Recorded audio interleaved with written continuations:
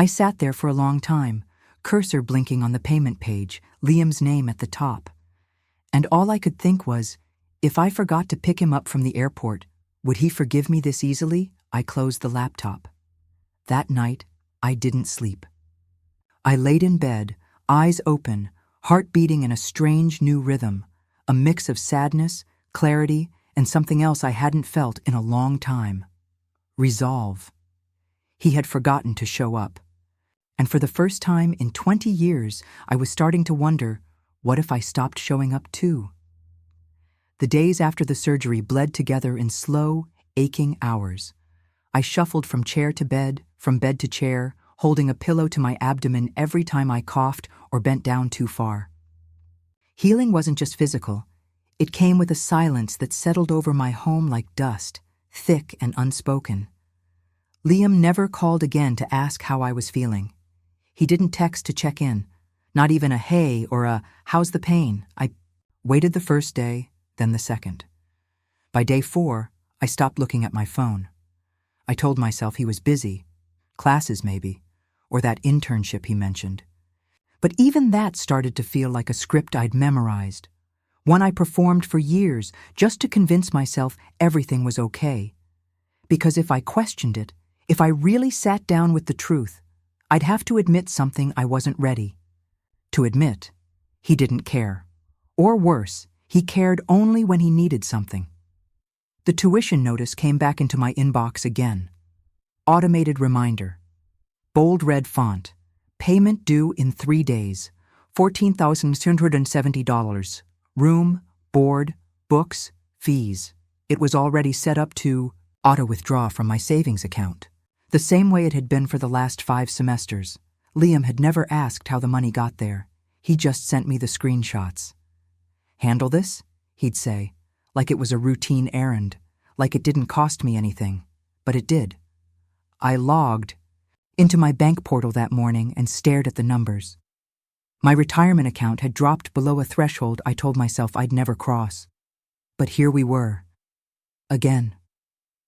And that's when I did something I hadn't done in a long time. I clicked into Liam's linked student checking account. Years ago, I helped him open it, and my name was still attached. For emergencies, I'd said. I hadn't looked at it since he was a freshman. My hand hovered over the mouse before I double-clicked. I wasn't snooping. I was trying to understand. The page loaded slowly, as if the universe was giving me one last chance to look away. But I didn't. There they were. $38.97. Uber Eats, Wings and Things. $12.50. Netflix account share, $64. Bar tab, The Crate, $112.29. Airbnb deposit, $42. Game console controller replacement. It wasn't just that he was spending money. It was how he was spending it, freely, impulsively, without any sign of the burden I carried. There was no job deposit, no part-time income, just consumption. I scrolled further. $3, Venmo. For losing the bet, LOL, that LOL hit. Harder than I expected. It made me think of all the things I'd lost without ever betting. My ring. My vacations. My sense of being more than just someone's backup plan. I closed the tab. My chest ached, not from the incisions, but from a grief that felt strangely maternal. Not the loss of my son, but the loss of who I thought he was. Later, that afternoon, he finally called. I saw the name light up on my screen. Liam. I'd put the heart there back when emoji felt like affection instead of habit. I let it ring 3 times before I answered. "Hey, Ma," he said, voice casual, as if he hadn't ghosted me for a week. "Everything good? You got the tuition thing, right?" I didn't answer right away. My silence stretched into something uncomfortable. "Ma, I saw your bank statement," I said softly. He paused, then laughed, just a quick, deflective puff. Okay? What's that supposed to mean?" "It means," I said, "I see what you prioritize, and it's not me." Another pause, then the shift in tone, just subtle enough. You know, I've got a lot on my plate. I've got classes, and the internship's still not confirmed, and I've been trying to keep up with wings and things. I interrupted. He went quiet. I could hear his breathing through the phone, shallow, irritated. So now you're checking up on me? He snapped. Like I'm 12? No, I said. If you were 12, you would have noticed I came home from surgery alone. There it was. The truth, naked, unpolished, no motherly buffering. He exhaled like I'd wounded him. But I wasn't finished. You asked if I was good, I said. But you didn't care about the answer. You never asked if I made it home. You never offered to come by. You didn't even say sorry. I said I lost track of time, he said sharply. What else do you want from me? That was the moment. The click inside my chest. I want a son who doesn't treat me like a subscription service, I said. And maybe a little gratitude. But I'm not holding my breath. I hung up, not out of rage, but because continuing the conversation felt like putting change in a vending machine that stopped dispensing anything years ago. That night, I went back into the tuition portal, auto payment, on. Scheduled date, 3 days from now. Source account, savings, retirement, 0028. My finger hovered. Then I clicked, edit payment settings, and then cancel auto payment. A confirmation box popped up. Are you sure you want to cancel this payment setup? Yes, I was sure, more sure than I'd ever been. He had forgotten one ride, one moment of care. And in doing so, he reminded me exactly how much I'd forgotten myself. The night after I canceled the payment, I sat in my armchair with a blanket over my knees and a photo album spread open across my lap. It was the one I made for Liam's 21st birthday. Every page, a memory, every corner, a little note from me in blue ink. Your first steps toward me. The time you tried to eat crayons and blamed the cat. The day you made me a crown out of paper and called me Queen Mama. Page. After page of a boy who used to look at me like I hung the moon. And now I was a button on his screen. Something he pressed when he needed something. Not a person. Not a mother. Just a service. I closed the album gently, held it to my chest, like it might still be warm. The next morning, I brewed coffee with shaky hands. It wasn't the pain from the surgery anymore. It was something deeper, bone deep and older than anything the doctors could cut out. I checked my phone, though I knew there'd be nothing. No missed calls. No, hey Ma, how are you feeling today? I opened the box of mementos I kept in my bedroom closet. Tucked among baby shoes and birthday cards was a drawing from when Liam was 7. A stick figure mom with brown crayon hair. Above her head, a speech bubble. I will never let you be sad. In the corner, scrawled in block, letters, Liam loves mommy forever. I stared at that drawing for a long time, and then I wept. Not loud, not desperate. Just quiet. Endless tears that fell in steady rhythm, like something had finally broken free inside me after holding its breath for years. I wept for the girl I used to be before motherhood claimed me. I wept for every silent sacrifice I made, while pretending I was okay. I wept for the boy who once kissed my cheek in the grocery store because he couldn't wait till we got home to say thank you. I wept because I knew he wouldn't have made that drawing now. Sometime around noon, I tried to call him. I told myself I wasn't going to plead or scold. I just wanted to hear his voice, just wanted to ask how he was doing, maybe even say that I missed him, even if he didn't miss me. It rang twice, then went to voicemail. I didn't try again. Instead, I scrolled through his social media, something I hadn't done in weeks.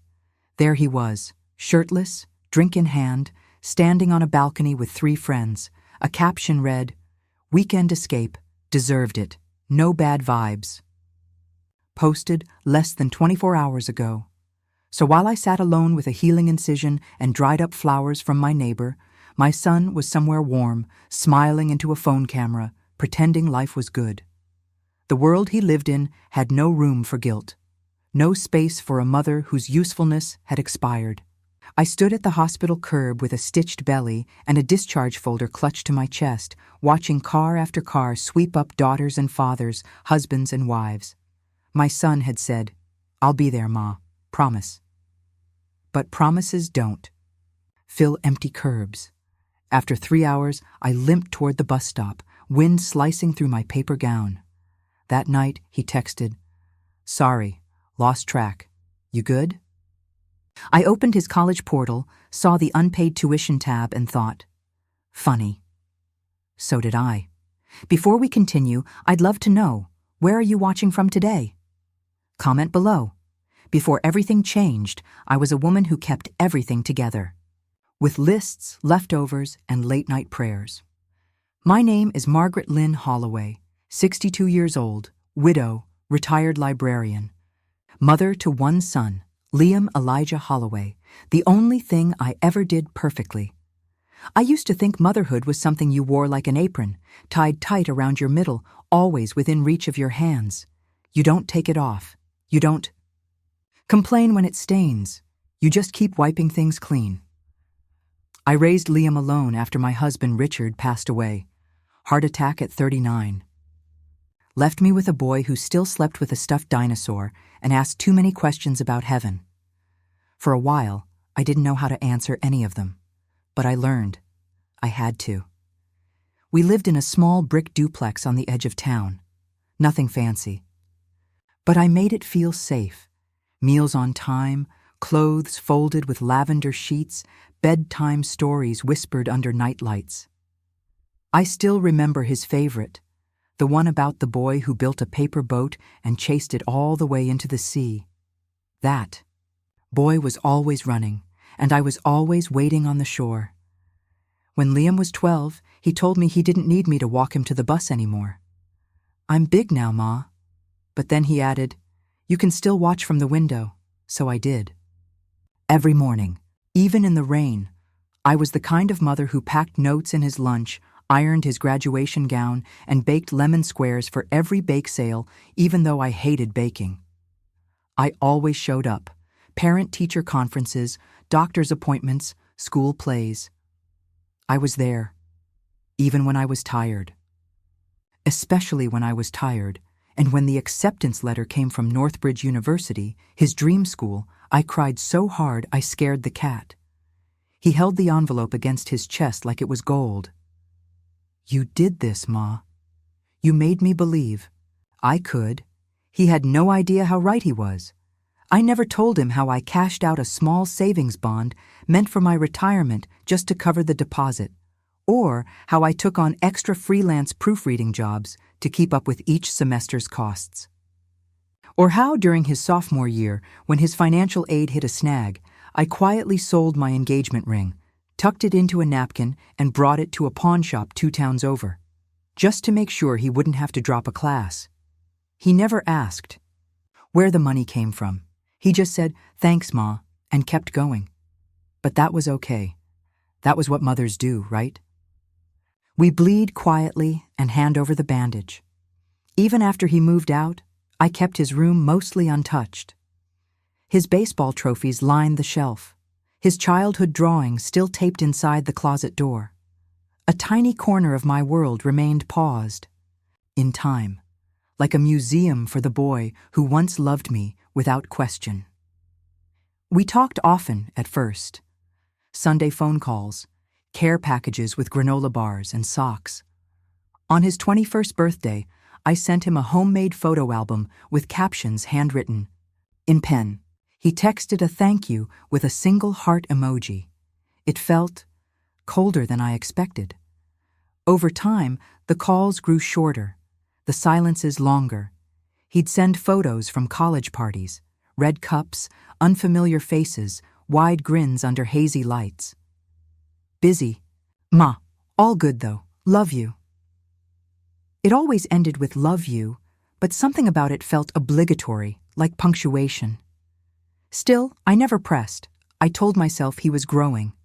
That's what we want for our children, isn't it? For them to Build lives so full they forget to look back? But deep down, I feared something else. That maybe I'd raised a son who knew how to take, but never learned how to return. I kept telling myself it was just a phase. He was tired. He was overwhelmed. He didn't mean to forget birthdays or hang up so quickly.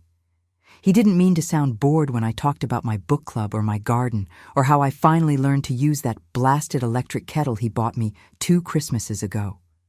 I made excuses the way mothers do, with love and silence.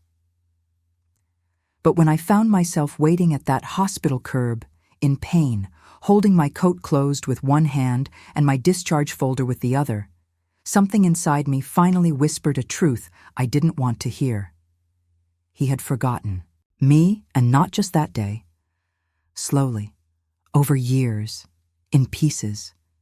He forgot the woman who sat through every parent-teacher conference, who stood in the rain waving through the window, who sold her ring so he could chase his paper boat into the world. And worse, he didn't even notice. The day my son left me standing at that curb, I stopped seeing myself as a mother waiting on the shore, and started wondering if I'd been the ocean all along, overflowing, unseen, and never once thanked for the tide. The surgery was nothing major, just a laparoscopic gallbladder removal. But at my age, minor procedures still come with consent forms that mention the word complications enough times to make you reread your will. I wasn't scared of the procedure itself. I was scared of waking up alone. Still, I prepared like I always did. Printed out the hospital instructions and left a copy on the kitchen table. Packed a small overnight bag with socks and a sweater, just in case they kept me longer. And I arranged everything around Liam's availability. He said he'd take the day off. "It's fine, Ma. I'll drive you home and hang around after. Make sure you're good." That good again. A word stretched thin until it barely meant anything. The night before, I even made him a casserole, his favorite, chicken with rosemary and white beans, because I remembered how cranky he got when he was hungry. I figured we could eat together after I got home. Something small, just the two of us. Funny how the smallest things can hold the most hope.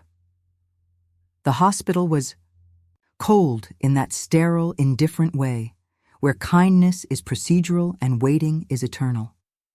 The nurses were pleasant enough, though one of them kept calling me sweetie, like I was a child. I didn't mind, not really. It just reminded me how invisible women become once our usefulness starts to fade. They wheeled me out around 2:10 p.m. I remember because I looked at the clock above the nurses' station as they handed me a brown paper bag with prescriptions and post-op instructions. "Someone's picking you up?" the nurse asked. "Yes," I said. "My son." I said it with pride. That word still meant something to me. My son. I waited on the curb, my coat barely covering the thin hospital gown underneath. The wind carried the faint smell of antiseptic and traffic. I pulled my bag close and watched as other patients were greeted, hugged, helped into cars. A woman in her 70s was lifted gently into an SUV by her husband. A teenage boy carried his mother's crutches for her, and I waited, at tea. First, I checked my phone every 2 minutes. Then, every 5. Eventually, I just held it in my lap, screen dark, like a promise that had run out of charge. I called him once at 2:30, no answer. Then again at 3:10. Voicemail, a third time at 3:37, straight to voicemail. By 4, I had started to make up excuses for him in my head. Maybe he got stuck in traffic. Maybe his phone died. Maybe there was an emergency. Something unexpected. But deep down, I knew. You can feel it, the difference between chaos and disregard. One is accidental. The other is a pattern with a new outfit. A nurse came out again around 4:15, glanced at me and hesitated. "Sweetie, do you want us to call someone else? Maybe a cab?" I swallowed the lump in my throat and stood slowly. "No, thank you," I said, with a smile I hoped looked stronger than I felt. "I'll take the bus."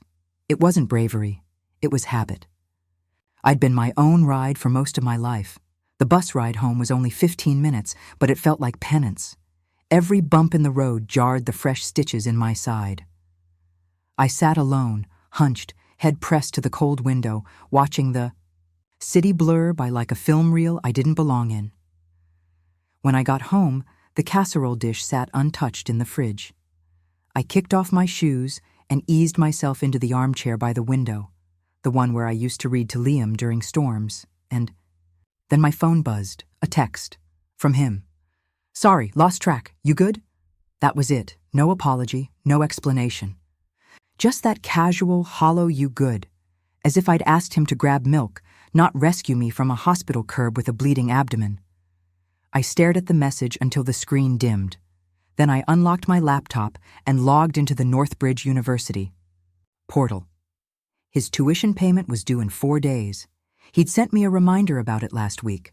Forwarded the billing email with a simple, "Can you cover this like last time? I'll pay you back once I start that internship." But there hadn't been an internship. Just vague mentions of interviews and promising leads that somehow never led to anything. And I hadn't questioned it, because questioning him felt like a betrayal of the role I'd played for 2 decades, unwavering supporter. That night I made soup, ate in silence, and then I opened my laptop again, one more time. I clicked into the university portal, not out of doubt, but out of finality. The tuition balance was still unpaid, still looming like an unpaid apology. I hovered over the page. Then without hesitation, I clicked the box labeled "Withdraw Parent Consent for Payment Responsibility." It took all of 20 seconds. But the relief? That lasted longer. I didn't feel cruel. I didn't feel petty. I felt like someone stepping out from under years of emotional debt. Because the truth is, I hadn't stopped loving Liam. I had just stopped agreeing to be invisible in the process.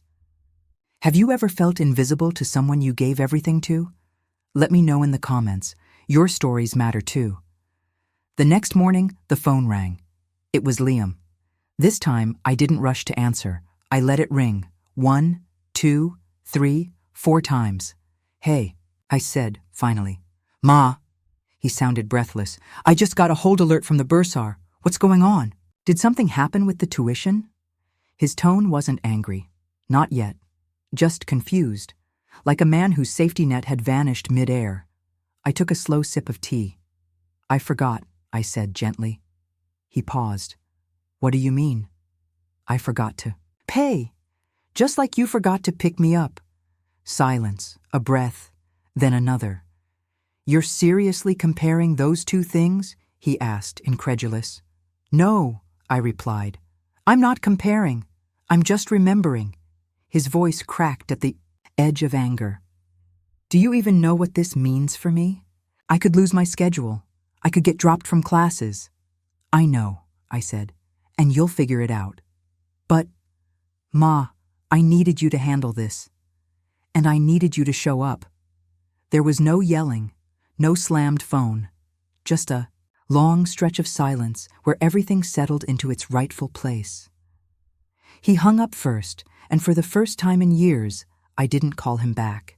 In that silence, something inside me didn't break. It healed. Because this time, I wasn't the one chasing. The day after that call, I didn't cry.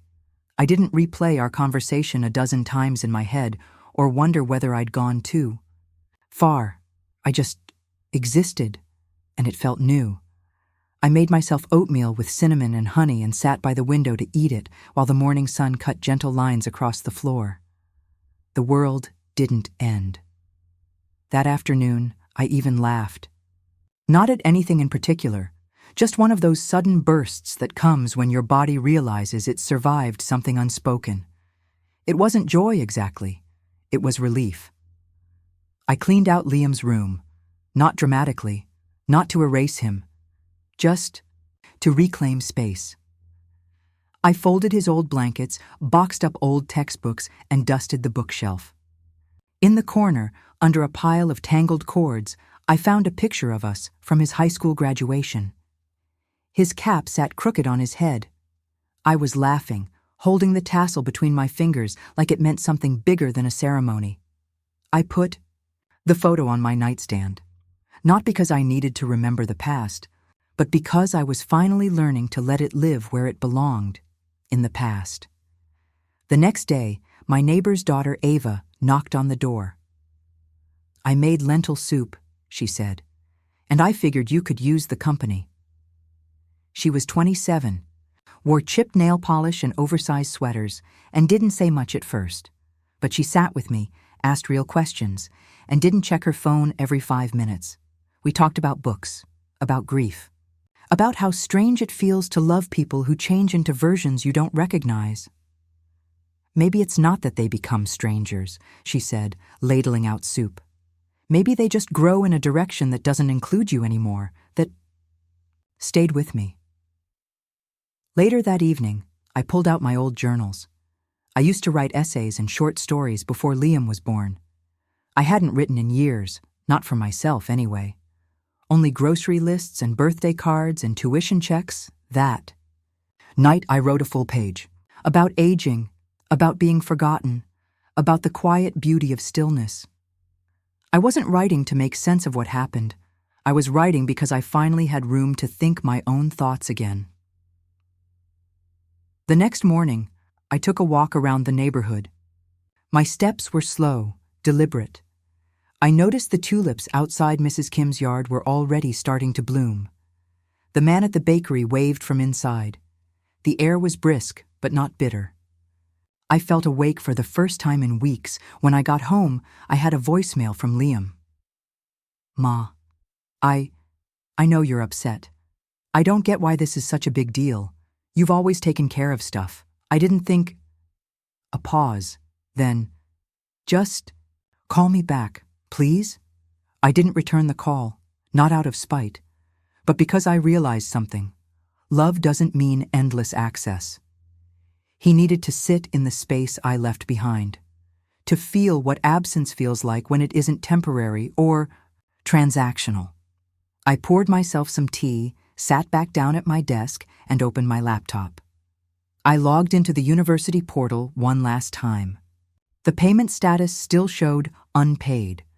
The bursar office had added a hold on Liam's registration. I closed the tab, gently. No guilt. In the days that followed, I began to enjoy the quiet, not as loneliness, but as presence. I joined the IG local book club again. I hadn't been in months, always worried about staying available for Liam's calls or needs. We were reading Olive Kitteridge, and I underlined a line that said, "She didn't like to be alone. Even more, she didn't like being with people who made her feel lonelier than she would be if she were by herself." That felt like truth. In a way, nothing else had. I also signed up for a short story workshop at the community center. Thursday nights, no tuition required, just a willingness to show up for yourself. One evening, I baked again, apple cake this time. Not for Liam, just for me. I ate 2 slices warm, right out of the oven, with cinnamon sugar melting on my fingertips. I smiled so wide my face ached. Then, just as the sun dipped into a lavender dusk, Liam called again. I let it go to voicemail. His voice sounded different this time, smaller. Not angry, not demanding, just uncertain. "Hey, Ma, I talked to financial aid today. It's gonna take a few weeks to figure things out. I don't know what I'm doing anymore. I thought I had it under control." Another pause. "I guess I didn't realize how much I leaned on you until you stopped catching me." I listened to it twice.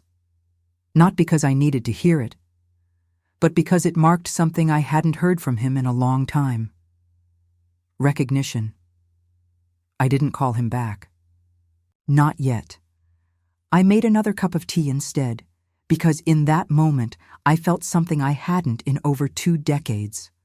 Unburdened, whole, still. He was learning what it meant to stand on his own, and I was learning what it meant to sit peacefully, without carrying someone else's weight. The unraveling didn't come all at once. It came in threads, a voicemail from Liam's advisor, a string of missed emails. And then a text message, shorter than it should have been. I got dropped from my courses. I can't register. They froze everything. I read it while standing at the kitchen sink, rinsing a bowl of strawberries. I dried my hands, set the towel down, and stared at the screen for a long while. There was no greeting, no apology, just consequence. I didn't respond right away. I took the bowl into the living room, sat by the window, and let the silence fill in the spaces his words used to occupy. For years, I had been the net beneath his every fall, but now the ground was his to meet. An hour later, he called. I answered. Not out of obligation, but because I was ready. His voice hit me like it always did, familiar, boyish, wrapped in a kind of entitled panic I used to mistake for urgency. Ma, I need you to talk to the school. I blinked. Excuse me? Tried to appeal, but it's not working. If a parent calls, they said it might help push the payment through and keep my spot. He still didn't get it. Liam, I said gently, you're not a child anymore. You're almost 23. So what? His voice was rising. You're seriously just gonna let me get kicked out? You want me to fail? No, I said. But I won't save you from the failure you created. There was a sharp pause, like he'd been slapped, not with my words, but by his own realization that the old rules were gone. You're being ridiculous, he said. You're punishing me because I forgot to pick you up? I'm not punishing you, I said calmly. I'm choosing me, he scoffed. Wow, okay, so you're gonna let your only son's future go down the drain over what? Pride? I looked out the window at the neighbor's garden, where new daffodils were pushing through the earth. I let my pride go a long time ago, Liam, I said. That's the problem. He didn't know how to respond. I could hear his breath, shifting, less anger now, more confusion. I've always been there, I said softly. Even when you didn't ask, even when you forgot. But now, I'm tired. So that's it, he said. You're just done? I thought about it, then answered, I'm done carrying what you won't even try to hold. He hung up. Not a dramatic slam, just the hollow click of someone who had never prepared for a boundary. That night, I got a call from his aunt, my late husband's sister, Denise. Margaret, she started. Liam called me. He's upset, said you refused to help him stay in school? I closed my eyes. He left me at the hospital, Denise, after surgery. He didn't come, didn't call, and he only remembered I existed when the bill came due. She sighed. He's still learning. He's a boy. No, I said, sharper than I meant. He's a man who expects his mother to rescue him because she always has. There was a long pause. I'm not asking you to pay for him, she said, but maybe just talk to him. Remind him. You're still in his corner. I smiled, but it was sad. I'll always be in his corner, Denise, but I can't keep standing in the ring for him. When I hung up, I felt more certain than ever that I'd made the right choice, but certainty doesn't make it easier. Liam stopped reaching out after that. No texts, no voicemails, no late-night I need you calls. There was only the stillness that comes after a house is finally emptied of a noise it never asked for. For the first few days, I questioned myself. Was I being too harsh? Should I have compromised?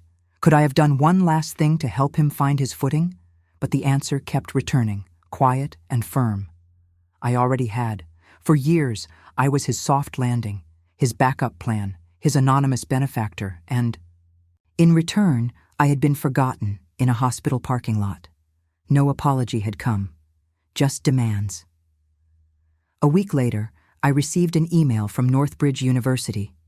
Notice of academic probation, Liam Holloway. He hadn't dropped out, but the consequences were setting in.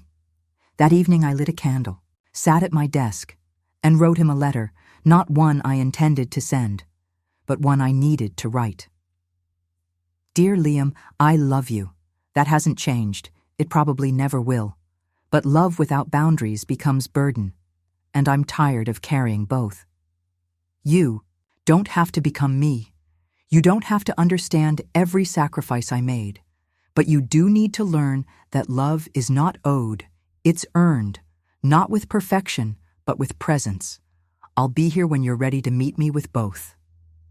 Mom, I folded it, tucked it into a drawer, because this part of the story wasn't about him anymore.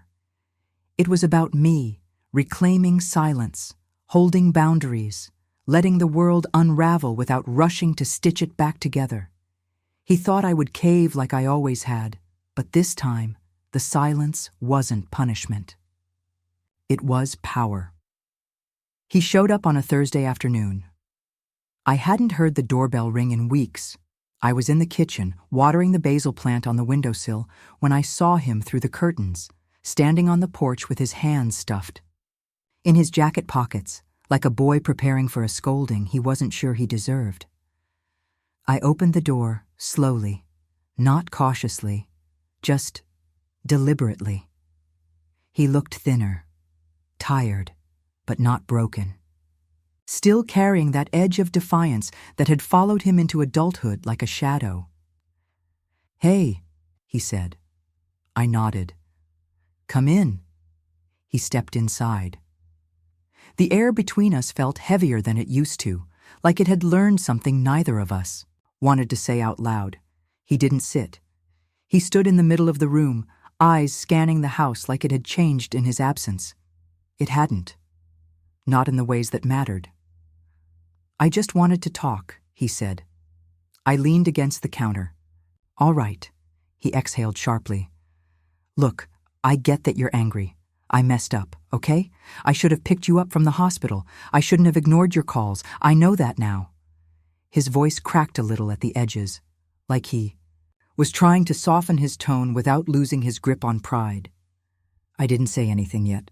I wanted him to keep going, to get past the script. "But," he continued, "you have to understand. I didn't do it on purpose. I wasn't trying to hurt you. There was a lot going on. Finals, stress. I lost track of time. I raised an eyebrow. "You lost track for 6 days?" He looked away. "Liam," I said quietly, "this isn't about the hospital anymore. It hasn't been for a long time." He frowned. "Then what is it about?" "It's about you calling me only when something's due, about forgetting that I'm a person outside of your needs." His mouth opened slightly like he wanted to protest, but he didn't. "I gave you everything I had," I continued, "and I don't regret that. But what I regret, what I'm learning not to repeat, is giving so much that I disappeared in the process." He crossed his arms. "So now what? You're cutting me off?" "No," I said. "I'm stepping back. You need to learn how to stand. I can't keep being the ground beneath your feet." He scoffed, and there it was again, that familiar sharpness. "You think it's that easy? You think I can just figure it all out overnight?" I tilted my head. "No, I think it'll take time and pain and effort. But I also think you're capable. You just never had to be." He looked at me like I'd betrayed him, not because I was wrong, but because I wasn't bending. "I just wanted you to help," he muttered. "I have," I said. "For 22 years, I helped. I helped when you didn't ask. I helped when it cost me more than I could say. I helped when you forgot I was even there." He was quiet again. I walked to the bookshelf and pulled something down, a folder. I handed it to him. Inside were photocopies of every tuition payment I'd made over the last 3 years, receipts, bank statements. Even the pawn shop slip for my engagement ring. His eyes scanned the pages, hands shaking slightly. "You never told me," he whispered. "I didn't think I needed to," I replied. "I thought love should be invisible, that if I made it look easy, you'd feel safe." He looked up, eyes glassy. "I didn't know." "I know," I said. There was no judgment in my voice, just truth. He sat down finally, as if his legs could no longer hold the weight of what he'd just seen. I feel like I failed you, he said. I shook my head. No, you failed yourself. I just stopped protecting you from it. He looked away, jaw clenched. In the corner of the room, a clock ticked loudly. It reminded me of all the times I'd waited up for him, of the nights I'd paced quietly, not wanting him to hear my worry. I don't know what to do now, he said finally. That's the good news, I said. Now you get to find out. He blinked, surprised by my calm. You always said I could come to you, he said softly, no matter what. And you still can, I replied, but not for escape, for honesty, for growth. If you want to build something real between us, it has to come from that. He didn't speak for a long time. Eventually, he stood up. I don't know what to say, he said. You don't have to say anything, I told him. Just show me, over time. He nodded, and then he did something he hadn't done in years. He walked over, slowly, and wrapped his arms around me, not with expectation, not with entitlement, just quiet warmth. I didn't cry, but I held him with a softness that no longer came from guilt. When he pulled away, his face had changed, subtle but different. I'll figure it out, he said. The tuition, everything. I know you will. He left not long after. No slammed door, no loud exit, just a boy, no, a man, stepping out into a world he was finally beginning to see clearly. For the first time, he walked away not expecting me to clean up behind him, and I let him go, not out of punishment, but peace. 3 months passed. Spring stretched itself over the city in slow, warming waves, green buds on tree limbs, the distant echo of bicycles in the street, children laughing on sidewalks after school. Life moved on. So did I. There were no calls from Liam in those first few weeks, no updates, no demands, just silence. I let it be. I went to my Thursday night writing workshop, read a short piece about motherhood, grief, and invisible labor. The room was silent. When I finished, then a woman across from me whispered, "That was all of us." One Sunday, I walked past a playground and saw a boy, maybe 6 or 7, tying his mother's shoe. She was laughing. He looked up at her with his whole face, eyes, teeth, the fullness of a child's adoration. And I smiled. Not with longing, but with thanks. I had that once, fully, beautifully, and now I had myself. That's not a loss. That's a return. Would you have paid the tuition? Why or why not? I want to hear your thoughts. He didn't need a rescuer anymore, and I didn't need to be needed to feel whole, to become someone for ourselves. I'm writing again, not for anyone else, not for praise, just to hear my own thoughts stretched across a page. I'm baking new recipes, joining new groups, making new friends who don't know me only as someone's mother, but as Margaret, quiet, clever, a little sarcastic, with a fondness for lemon tea and 1960s poetry. I'm learning I don't need to be essential to someone else in order to matter. That's the part no one tells you about motherhood. One day, if you do it well, your child will walk away, and if you've done it well, really well, you won't follow. You'll wave. You'll bless the wind beneath their wings, and then you'll turn around and walk yourself home. Would I do it all again? Most of it, yes, but not blindly, not endlessly, and not at the cost of myself. I'll always answer the door if Liam knocks. I'll pick up the phone when he calls, if he's calling to connect, not to collect, but I will never again mistake neglect for normal. I will never again fund someone's silence. And I will never again stand at a hospital curb, shivering in a paper gown, waiting for a son who's forgotten how to show up. Because now, I show up for myself. That's the real ending to this story, not a dramatic rupture, not a perfect reunion, but a woman returning to the center of her own life, still loving, still open, but never empty again. Sometimes forgetting is the kindest thing you can do, for them and for yourself.